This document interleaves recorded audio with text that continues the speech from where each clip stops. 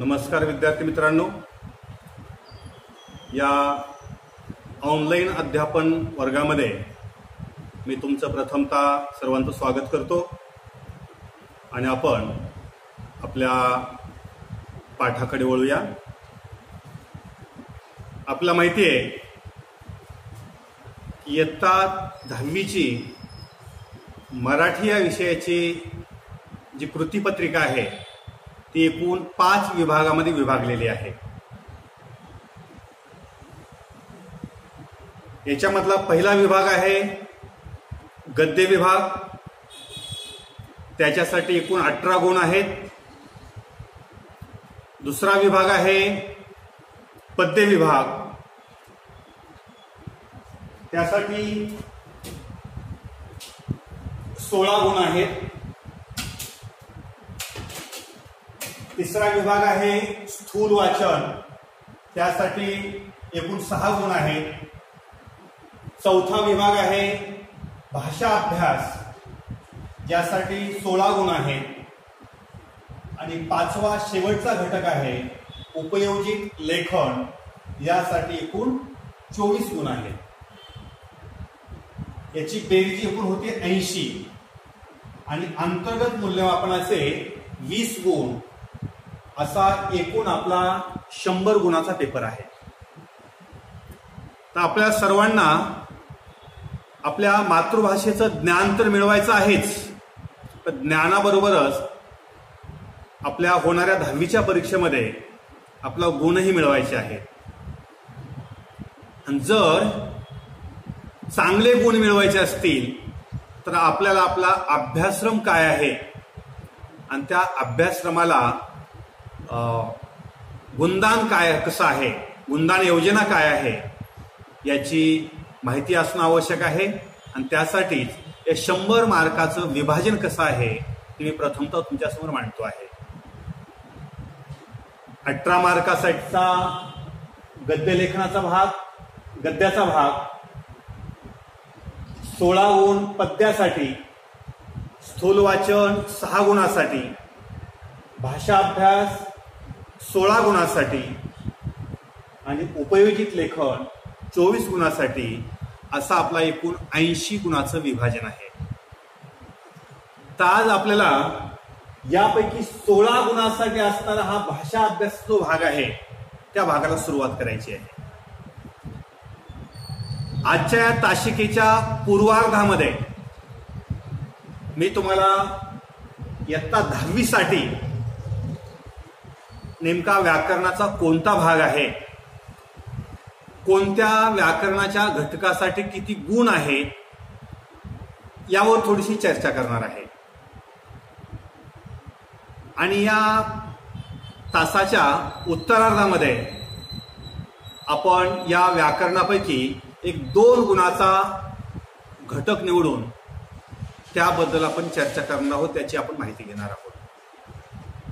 तर हा जो भाषा अभ्यासचा भाग आहे हा कृतीपत्रिकेमध्ये 4थ्या क्रमांकावर येतो.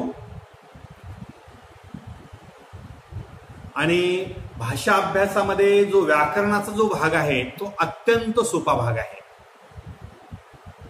तसं पाहिलं तर या 4-5 वर्षामध्ये 10वीच्या व्याकरणामध्ये आणि एकूण कृतीपत्रिकेमध्ये बरेचसे बदल झालेले आहेत.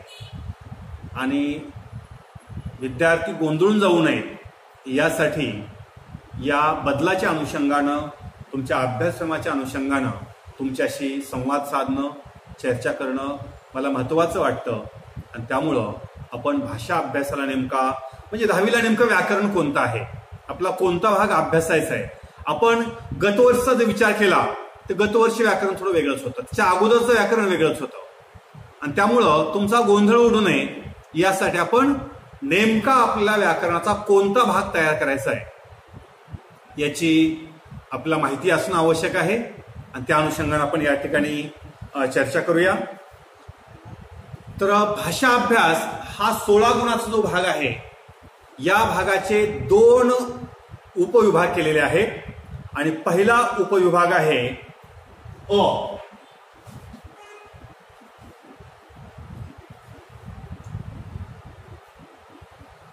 आणि या उपविभागामध्ये व्याकरण घटकावर आधारित कृती दिलेली आहे.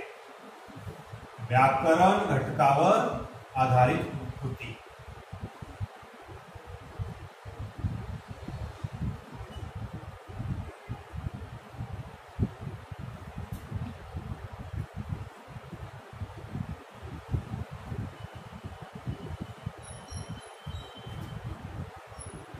आणि व्याकरण घटकावर आधारित ज्या कृती आहेत, या कृती एकूण 8 गुणाच्या आहेत. 8 मार्कासाठी हा भाग आहे. आणि याच्या अंतर्गत व्याकरणाचे 3 लहान लहान घटक आहेत. याच्यापैकी पहिला घटक आहे समास. व्याकरणामधला पहिला घटक समास हा आहे. आणि या समास या घटकासाठी एकूण 2 गुण आहेत.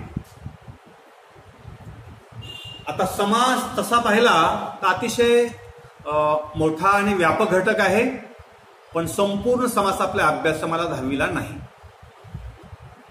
इयत्ता 8वीला काही भाग आपण अभ्यासलेला आहे, इयत्ता 9वीला काही भाग अभ्यासलेला आहे, आणि थोडासा भाग आपला 10वीला आहे. आता या समासाचे मूळ समासाचे प्रकार जे आहेत ते प्रकार एकूण 4 आहेत.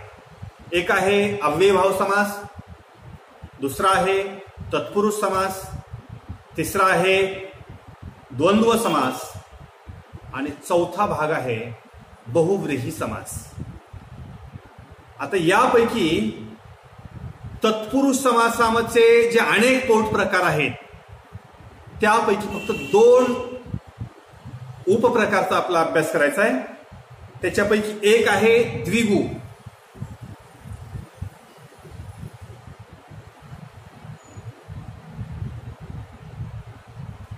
आणि दुसरा आहे कर्मधारय समास.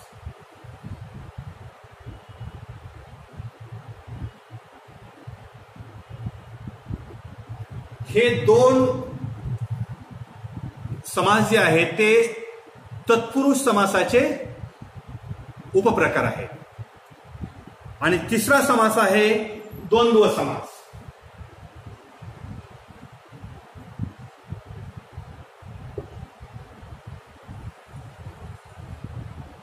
द्वंद्व समास हा मुख्य प्रकार आहे.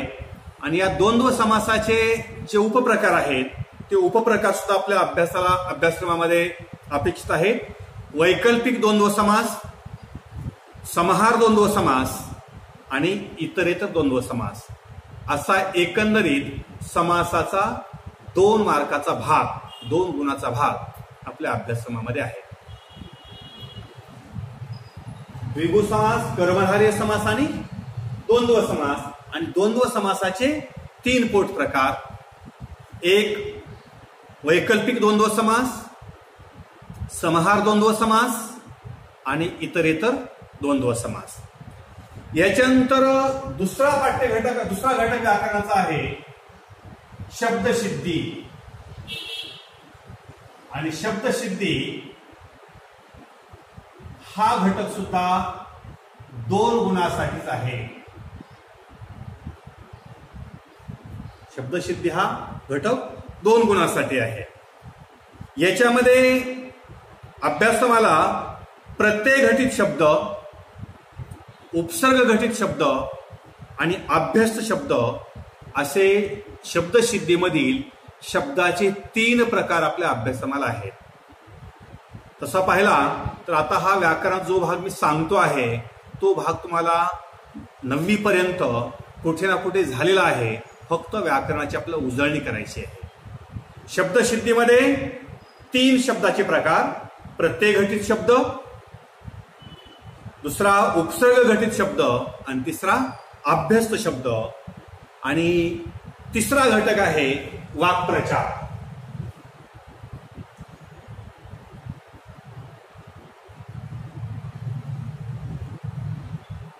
वाक्प्रचार हा भाग एकूण 4 गुणासाठी आहे.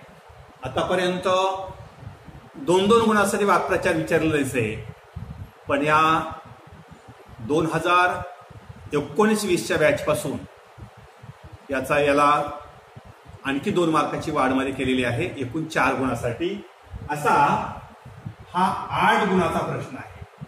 म्हणजे भाषा अभ्यासमध्ये व्याकरण घटकावर आधारित कृती एकूण 8 गुणाच्या, समास 2 गुणासाठी, शब्दसिद्धी 2 गुणासाठी, याच्यामध्ये 3 शब्द आहेत. पहिला शब्द आहे प्रत्यय घटित शब्द. प्रत्यय घटित शब्द. दुसरा आहे उपसर्ग घटित शब्द.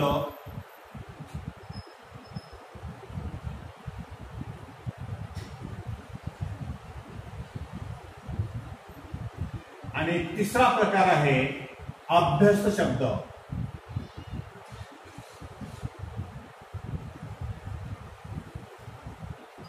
आणि चौथा आहे, तिसरा पाठ्यघटक व्याकरणाचा आहे वाक्प्रचार. या वाक्प्रचारामध्ये एकूण 4 वाक्प्रचार तुम्हाला विचारले जातील परीक्षेमध्ये. त्यापैकी 2 लिहिणं अपेक्षित आहे आणि प्रत्येक वाक्प्रचारासाठी 2-2 गुण असतील. म्हणजे दिलेल्या वाक्प्रचाराचा अर्थ सांगण्यासाठी 1 गुण आणि त्याचा वाक्यात उपयोग करण्यासाठी 1 गुण, असा हा 8 गुणाचा हा पहिला उपप्रश्न आहे भाषा अभ्यासामधला. याच्यानंतर भाषा अभ्यासाचा जो दुसरा उपप्रश्न आहे तो आहे लेखन भाषिक घटकावर आधारित कृती.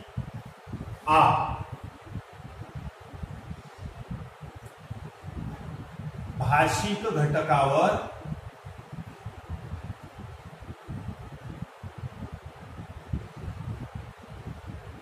आधारित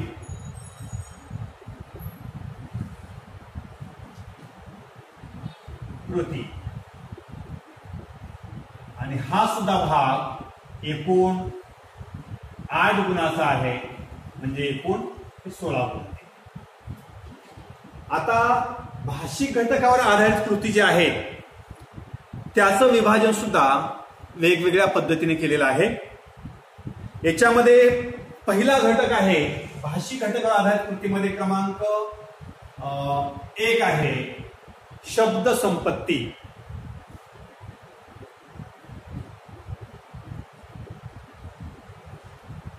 आणि शब्द संपत्ती हा भाग एकूण 4 गुणासाठी आहे. शब्द संपत्ती या उपघटकांतर्गत 5 प्रकारच्या कृती तुम्हाला विचारल्या जाऊ शकतात. याच्यामधली पहिली कृती आहे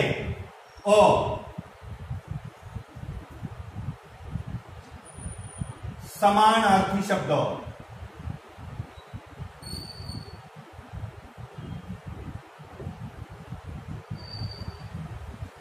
दुसरी कृती आहे क्रमांक 2 ची विरुद्धार्थी शब्द.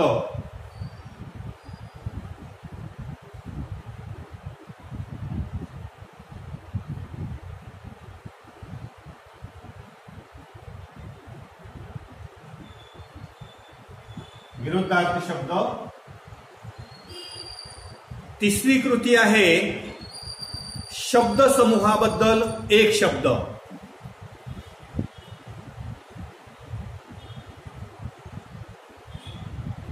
शब्द समूहाबद्दल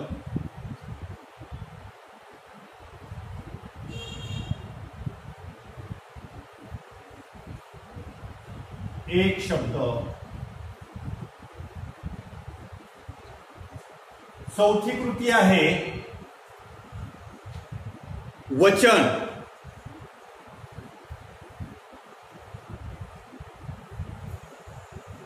आणि 5वी कृती आहे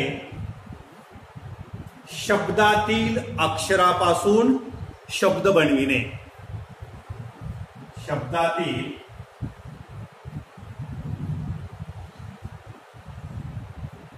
अक्षरापासून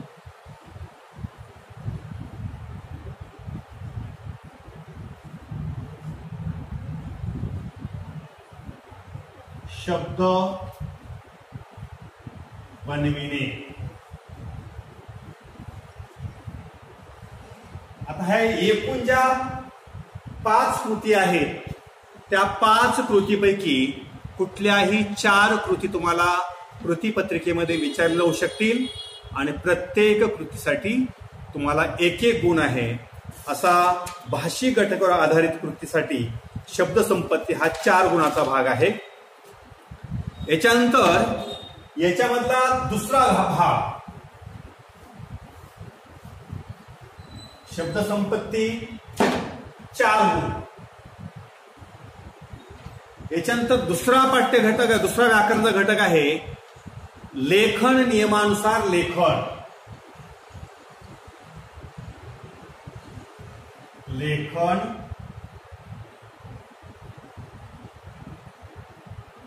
नियमानुसार लेखन. आता लेखन नियमानुसार लेखन हा घटक एकूण 2 गुणासाठी आहे. याच्यामध्ये पडणारे प्रश्न कसे असतील?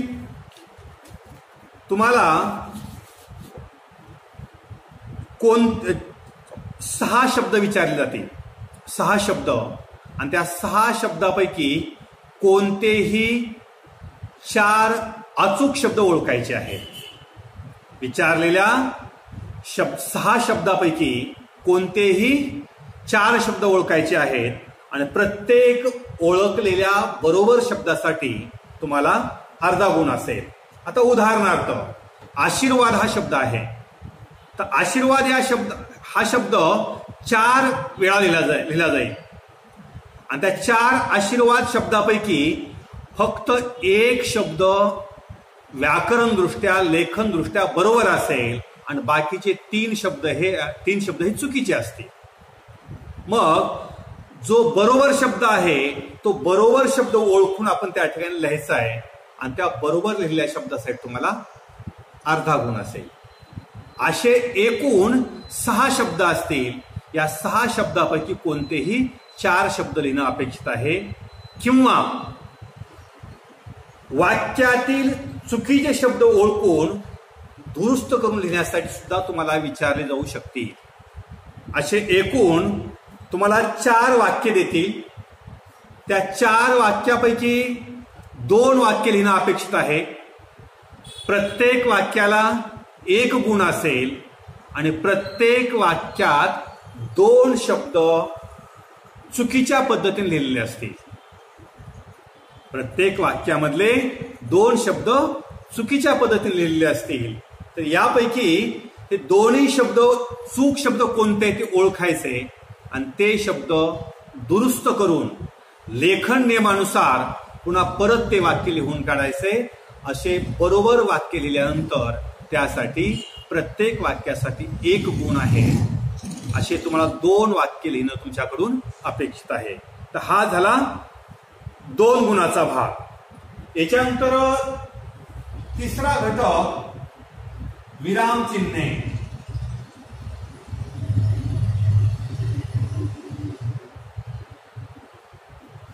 विरामचिन्हे हा घटक परीक्षेमध्ये तुम्हाला 1 गुणासाठी आहे. विरामचिन्हाचा भाग 1 गुणासाठी आहे. विरामचिन्हावर तुम्हाला 3 पद्धतीने प्रश्न पडू शकेल किंवा कृती पडू शकेल. याच्यामध्ये क्रमांक 1, योग्य विरामचिन्हे वापरा. एखादं विधान दिलेलं असेल आणि त्या विधानामध्ये स्वल्पविराम असेल, प्रश्नार्थक चिन्ह असेल, पूर्णविराम असेल, एकेरी एकेरी अवतरण असेल, दुहेरी अवतरण असेल, त्या कुठल्याही चिन्हापैकी योग्य चिन्हांचा वापर तुम्हाला करायला सांगितला जाईल. कोणते 2 चिन्ह त्या ठिकाणी वापरणं अपेक्षित असेल आणि त्यासाठी तुम्हाला 1 गुण असेल. दुसरा प्रश्न पडतो विरामचिन्हासाठी. विरामचिन्हे ओळखा. एक तर विरामचिन्हाचे नाव दिलेले असतील, प्रश्नार्थक चिन्ह, उद्गार चिन्ह, पूर्णविराम, संयोग चिन्ह आणि त्याच्या पुढे तुम्हाला ते चिन्ह काढून दाखवावे लागतील. किंवा विरामचिन्ह दिलेले असतील, त्या विरामचिन्हे ओळखून त्याची नावं त्या ठिकाणी लिहिणं अपेक्षित आहे. अशा पद्धतीचा प्रश्न पडू शकतो. आणि तिसरा प्रश्न आहे, तिसरा घटक जो विरामचिन्हावर विचारला जाऊ शकतो, चुकीचे विरामचिन्ह बदला.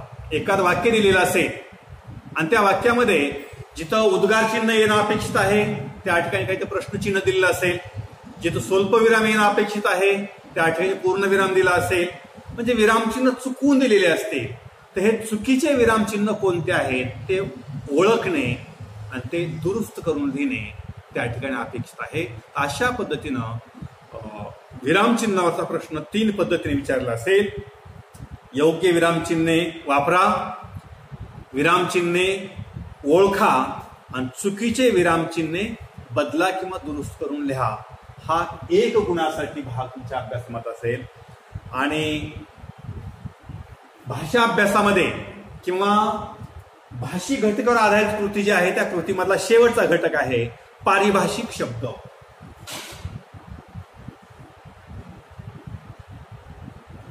पारिभाषिक शब्द.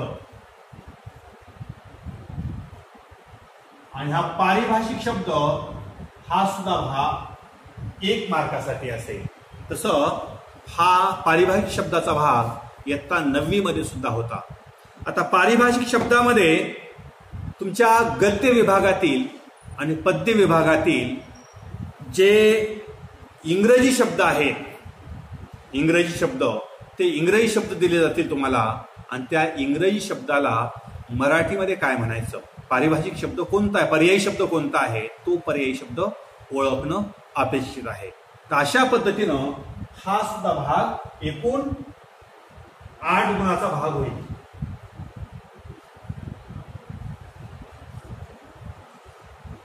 म्हणजे शब्दसंपत्ती 4 गुणासाठी, लेखन नियमानुसार लेखन 2 गुणासाठी, विरामचिन्ह 1 गुणासाठी आणि पारिभाषिक शब्द 1 गुणासाठी, असा एकूण हा उपघटक 8 गुणाचा होईल. आणि व्याकरण घटकावर आधारित ज्या कृती आहेत की ज्याच्यामध्ये समास आहे, शब्दसिद्धी आहे आणि तिसरा घटक वाक्प्रचार आहे, असा एकूण 16 गुणाचा भाग तुमच्या 10वीच्या कृतीपत्रिकेमध्ये विचारलेला अत्यंत सोपा भाग आहे. थोडं जर काळजीपूर्वक पाहिलं तर हे 16 मार्क पैकीच्या पैकी मार्क मिळायला काहीही हरकत नाही आणि त्यासाठी तुमचा सराव होणं खूप महत्वाचं आहे. आता आपल्या एका व्याकरण विषय घटकाचा या ठिकाणी अभ्यास करायचा आहे आणि तो घटक आहे शब्दसिद्धी. आतापर्यंत आपण इयत्ता 10वीला नेमकं कोणतं व्याकरण आहे किंवा व्याकरण, त्या व्याकरणाला गुणदान योजना कशी आहे हा भाग पाहिल्यानंतर आता एका व्याकरण विषय घटकावर आपण चर्चा करणार आहोत. आणि त्यासाठी आजच्या तासिकेमध्ये आपल्याला शब्दसिद्धी हा जो 2 गुणाचा भाग आहे, कृतीपत्रिकेमध्ये याला 2 गुण आहेत, हा 2 गुणाचा अत्यंत सोपा असलेला भाग आपल्या या ठिकाणी अभ्यासायचा आहे. आता शब्द सिद्धी याच्यामध्ये 2 शब्द आहेत, शब्द आणि सिद्धी. आता शब्द म्हणजे काय, तर अर्थपूर्ण अक्षरांच्या समूहाला शब्द म्हणतो आपण, किंवा ठराविक क्रमाने आलेले जे अक्षर आहेत आणि त्याला जर अर्थ प्राप्त होत असेल त्याला आपण शब्द म्हणतो. आणि सिद्धी याचा अर्थ तयार होणे. आणि शब्दसिद्धी म्हणजे शब्द कसा तयार होतो याचा अभ्यास करणे म्हणजे शब्दसिद्धी होय. आता आपण थोडा भाषेचा जर इतिहास अभ्यासला किंवा विचारात घेतला तर भाषेचा इतिहास अतिशय मनोरंजक प्रकारचा आहे. विद्यार्थी मित्रांनो, आपल्या मनातील ज्या भावना आहेत, आपल्या मनातील जे विचार आहेत किंवा संकल्पना आहेत त्या व्यक्त करण्यासाठी आपण शब्दांचा वापर करतो किंवा शब्दांच्या साह्याने आपण आपल्या भावना, आपले विचार, आपल्या संकल्पना इतरांच्या समोर आपण व्यक्त करत असतो. म्हणजेच भाषेचे जे व्यवहार आहेत ते भाषेचे व्यवहार शब्दांच्या साह्याने पूर्ण केले जातात. मग भाषेचा जन्म कधी झाला, तर भाषेचा जन्म आजपासून हजारो नव्हे लाखो वर्षाच्या पूर्वी झालेला आहे.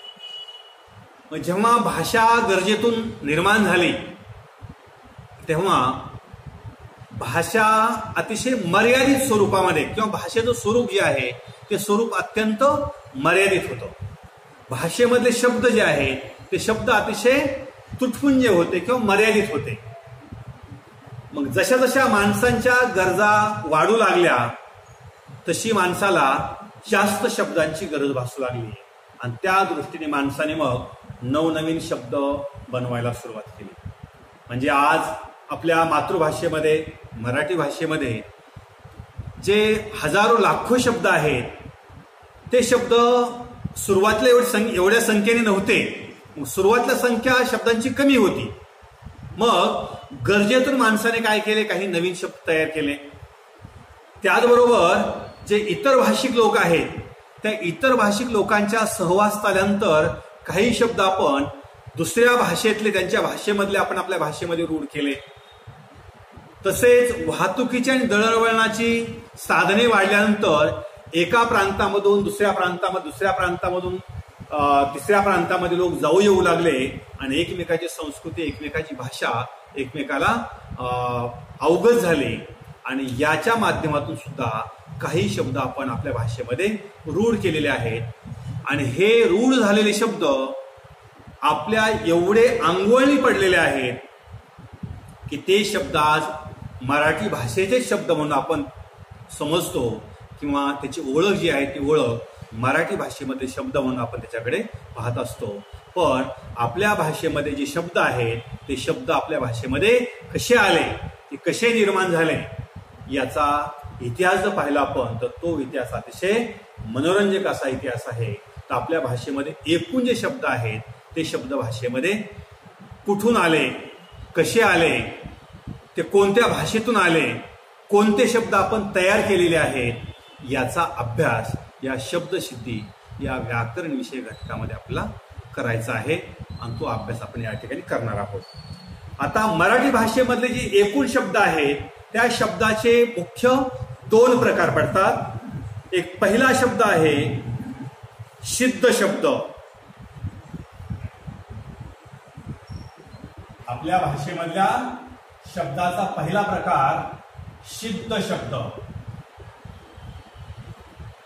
आणि दुसरा जो प्रकार आहे हा दुसरा प्रकार आहे साधित शब्द.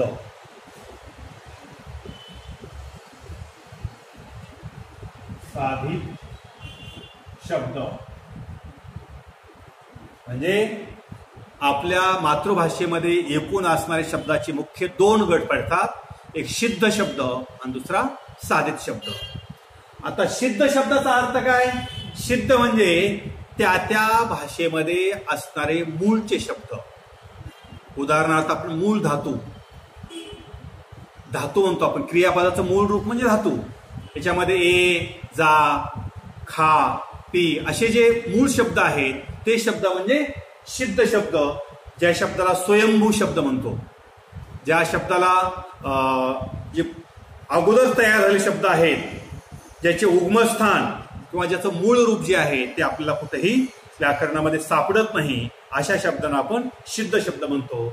आणि जे तयार केलेले शब्द आहेत, आपण बनविलेले शब्द जे आहेत ते शब्द म्हणजे साधित शब्द. आता सिद्ध शब्द जे आहेत या सिद्ध शब्दात आणखी 4 प्रकारचे शब्द आहेत. याच्यामध्ये पहिला शब्द आहे तत्सम.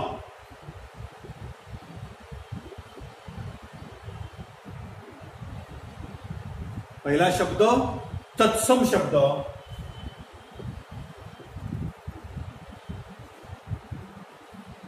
आता तत्सम शब्द म्हणजे काय? संस्कृत भाषेमधले बरेचसे शब्द मराठी भाषेमध्ये रूढ झालेले आहेत. जसे संस्कृतमध्ये आहेत तसेच शब्द आपण मराठीमध्ये ते वापरतो किंवा मराठीमध्ये ते रूढ झालेले आहेत. म्हणजे संस्कृत भाषेमधील अनेक शब्द मराठी भाषेत जशास तसे म्हणजे त्याच्या मूळ रूपामध्ये कोणताही बदल न करता आपण आपल्या भाषेमध्ये रूढ केलेले आहेत. अशा शब्दांना तत्सम शब्द असे म्हणतो. उदाहरणार्थ कवी हा शब्द आहे, दुसरा शब्द गुरु हा शब्द आहे, तिसरा शब्द वृक्ष हा आहे, पुत्र आहे, कन्या, जल, ग्रंथ, भगवान असे कितीतरी शब्द सांगता येतील की ते शब्द मूळचे मराठी भाषेमधील नाहीत. मग हे शब्द कोणत्या भाषेतील आहेत तर ते मूळ शब्द आहेत संस्कृत भाषेतील. आणि मराठी भाषेचं उगम जो आहे, मराठी भाषेचा जन्म ज्याला म्हणू आपण, तो संस्कृत आणि प्राकृत भाषेतून झाल्यामुळं त्या भाषेतले बरेचसे शब्द आपल्या मराठीमध्ये जशाच तसे आपण घेतलेले आहेत. त्या शब्दांना आपण काय म्हणतो, तत्सम शब्द. लक्षामध्ये, तत्सम शब्द म्हणजे संस्कृत मधले त्याच्या मूळ रूपामध्ये कसल्याही प्रकारचा बदल न करता, परिवर्तन न करता जे शब्द आपण निवडलेले आहेत त्या शब्दांना आपण तत्सम शब्द असे म्हणतो. दुसरा शब्दाचा प्रकार आहे तद्भव.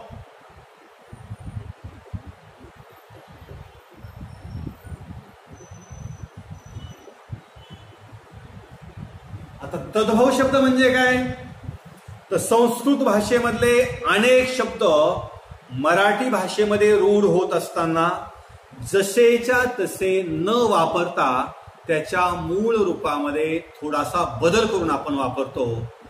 असे मूळचे संस्कृत मधले पण थोडंसं रूप बदलून मराठी भाषेमध्ये रूढ झालेले जे शब्द आहेत त्या शब्दांना आपण तद्भव असे म्हणतो, तद्भव शब्द असे म्हणतो.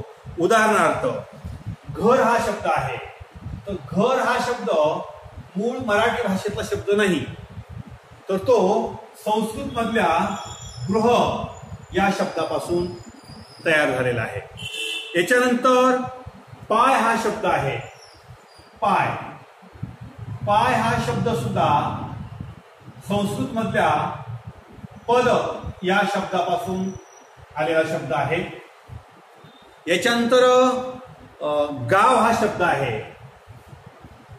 गाव, तर गाव हा शब्द मूळचा ग्राम या संस्कृत मधल्या शब्दापासून थोडासा बदल होऊन तो आपल्या मराठी भाषेमध्ये रूढ झालेला आहे. याच्यानंतर